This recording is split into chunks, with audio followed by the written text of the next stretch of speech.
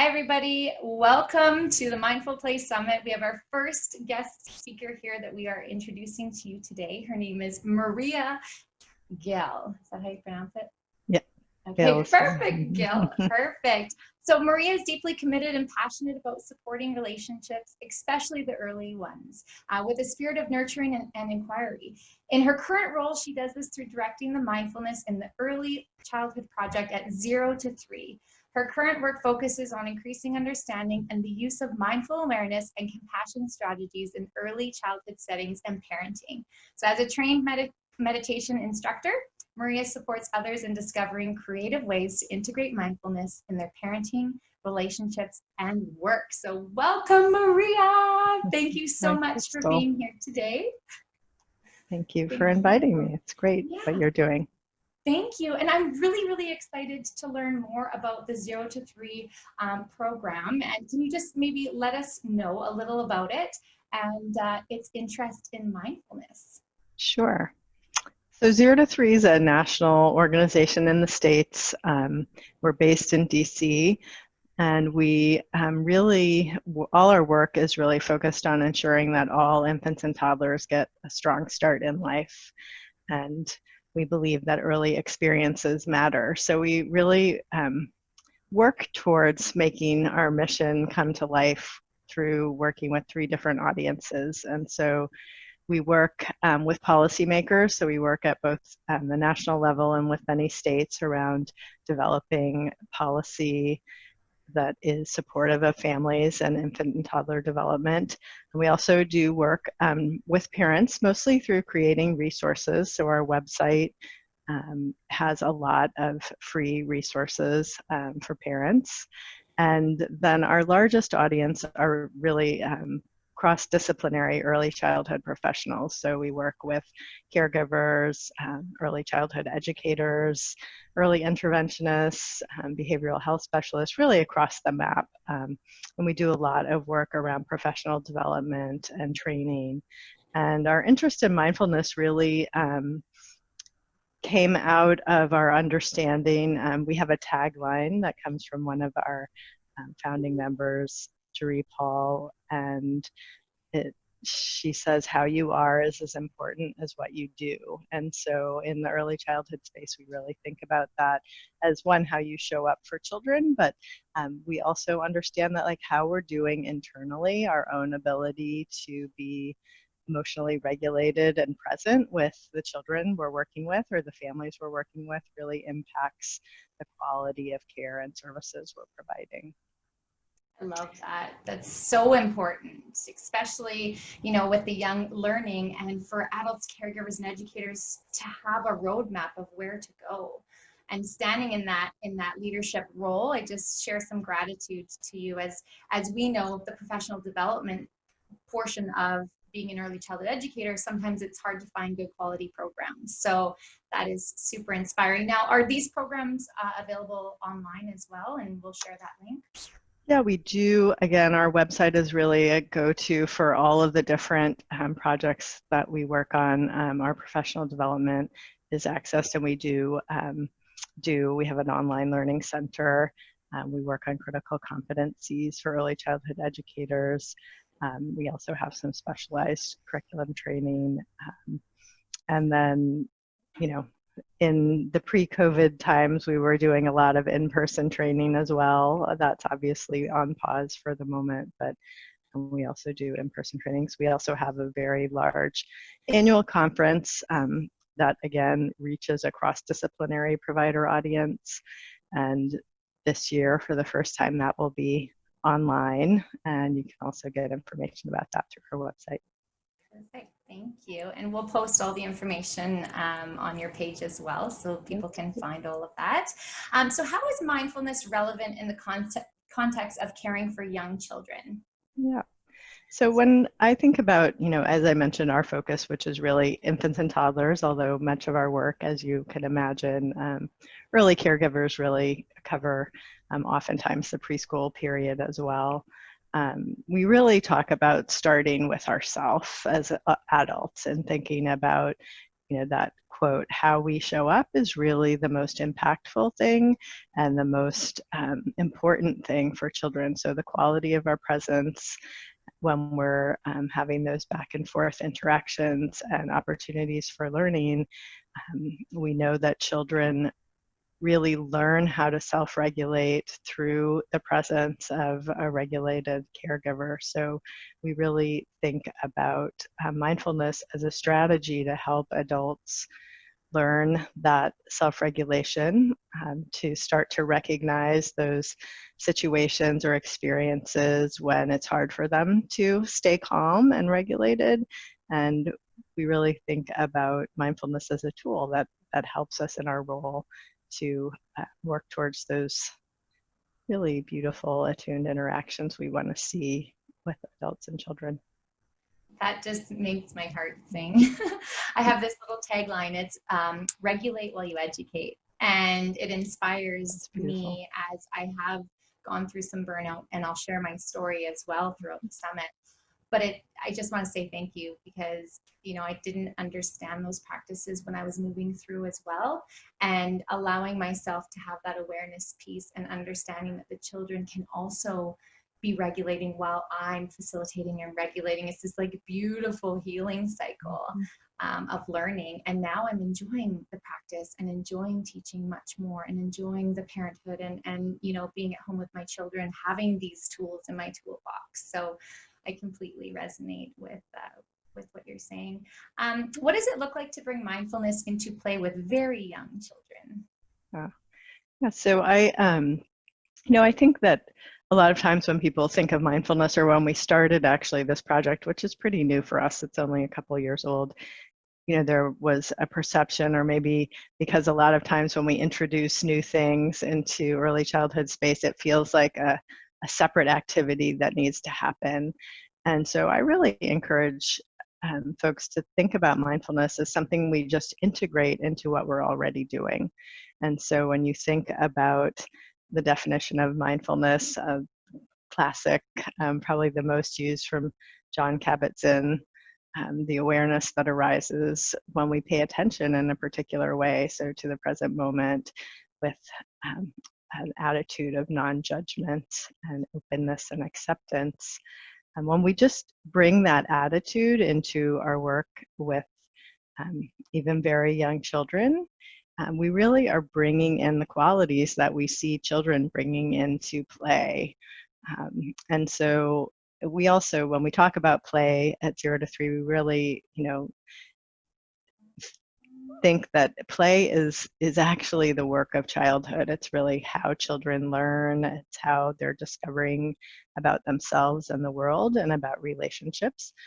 All that's done through play. And so when you're with young children, even babies, thinking about how you are coming to those interactions, really conscientiously bringing that sense of openness, an intention to stay present, and being curious.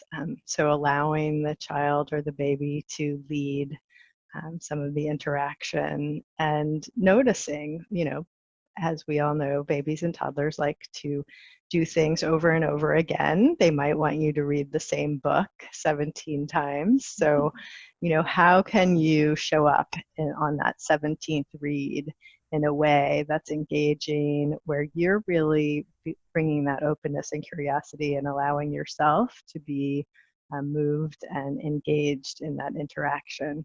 So that requires some effort, but it's always fulfilling, and we can really learn a lot about our children or the children we're caring for when we come into the space of interaction with those qualities. That's so beautiful. It's almost like, expanding your awareness to see things through different lens. So as you're moving through and you're guiding and caring and you're educating, you're parenting, you're able to take that step back and just see the creation that's happening, and knowing that, you might get the same question over and over again, but how do you ensure that your triggers aren't showing up, right? So that awareness piece, I really, really like that. How are early childhood organizations using mindfulness? So when we started our project, we really started with a discovery phase. So we were looking at the literature, but also doing some surveying of the field. We did some focus groups and key informant interviews also. And, not surprisingly, as you can imagine from your own work, we really are seeing a lot of variety, and most of this activity around mindfulness is happening at a pretty grassroots level. And so we see organizations really bringing mindfulness a lot of times into the classroom, what you describe as your work with children. So thinking about how to set up classrooms that are integrating these kind of activities, supporting educators to do that in their work. Um, and I would say over the past couple of years, we've seen more and more interest and engagement around specifically the well-being of the workforce. I think you mentioned burnout, that you are familiar with that. And so growing awareness from organizations that the well-being of their staff is really significantly impacting the services they're providing. So a lot more interest in how mindfulness might support staff for just in their own well-being, which may even look different from bringing it to the classroom. So I think that's probably the biggest move and momentum at the moment, but it certainly is still occurring with kids and with parents. We have a lot of early childhood professionals who are working with families, and so it's definitely coming into that space as well. And I think it's really an exciting time because while a lot of it I think has been grassroots, we're starting to see more curricula developed. We're starting to see more specific programs for the well-being of educators. And I would say that, one thing we learned in the discovery period is that the early childhood space is a little bit, behind in a way where K-12 is, where there's a lot more available, a lot more research, a lot more curriculum. We know more about what's happening in that space. And because we're a field that doesn't get as much attention as certainly as we think we deserve. We know how important the early period is. We really are in an emerging place, seeing more research in this age span, both around parenting and for providers. So I think we'll be learning a lot more about how to do this work effectively in the coming years. That's beautiful. And thank you for doing all this research and doing this work through the 0 to 3 program. What have you discovered about the emergence of mindfulness in the early childhood field? I know you touched a little bit on it, but if you could just elaborate a little bit more, Sure. That would be great. Sure. Well, I think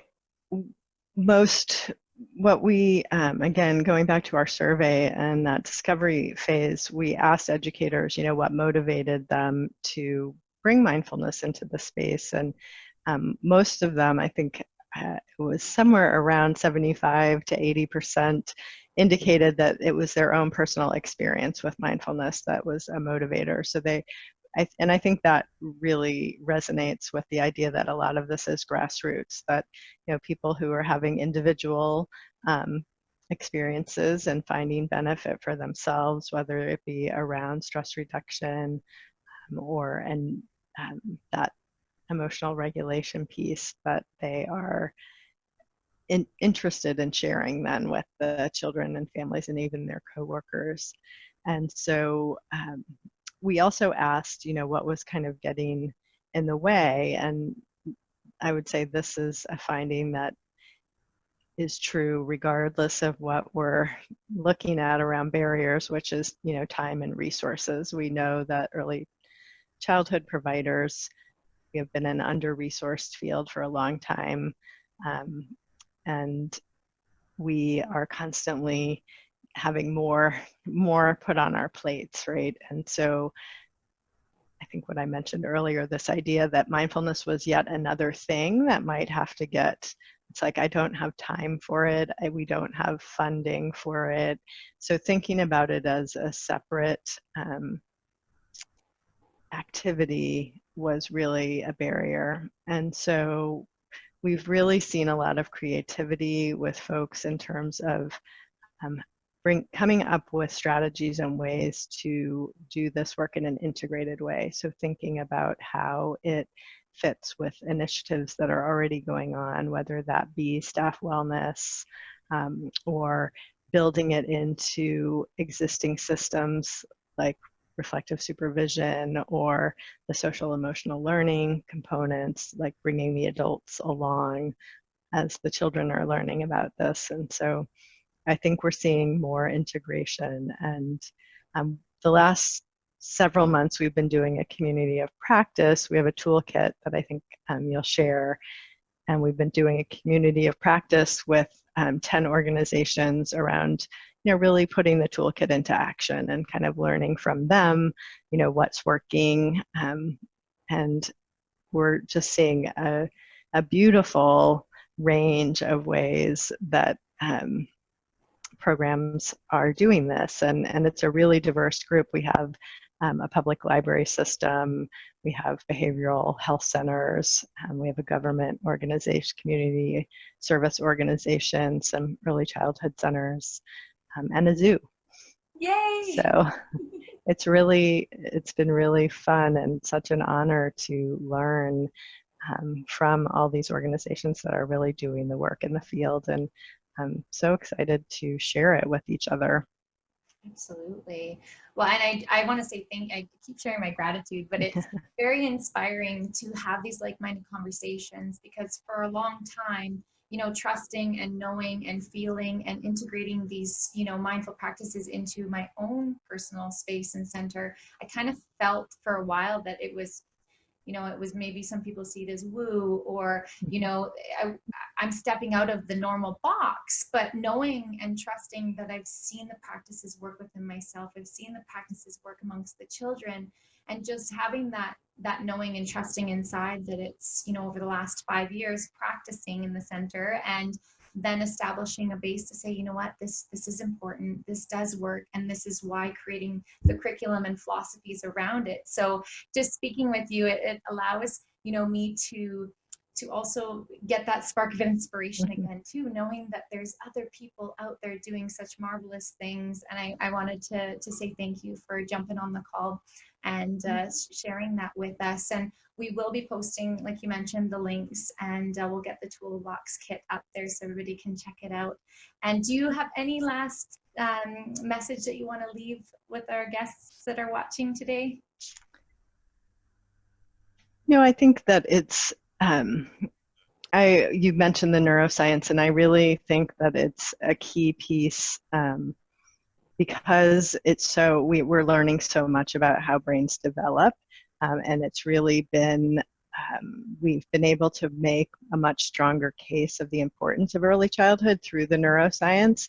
And so we're kind of a rapt audience for everything that we're learning. And so as we learn from the neuroscience how these practices are really benefiting all of us, I think we as an early childhood field get super excited about it, because we're so attuned already with the idea of the developing brain. And so knowing that that plasticity that we've talked about as we work with children and families is sort of coming to light in a very concrete way, and we can explain it in a new way, is really also a strong, I think, motivator and a really exciting piece. I just love that. And bringing in this movement and keeping it going. Just want to say thank you for taking your time out today. And this won't be the last time we'll connect. So yeah, I look forward to keeping in touch with you. So thanks again, Maria. Thanks, Crystal.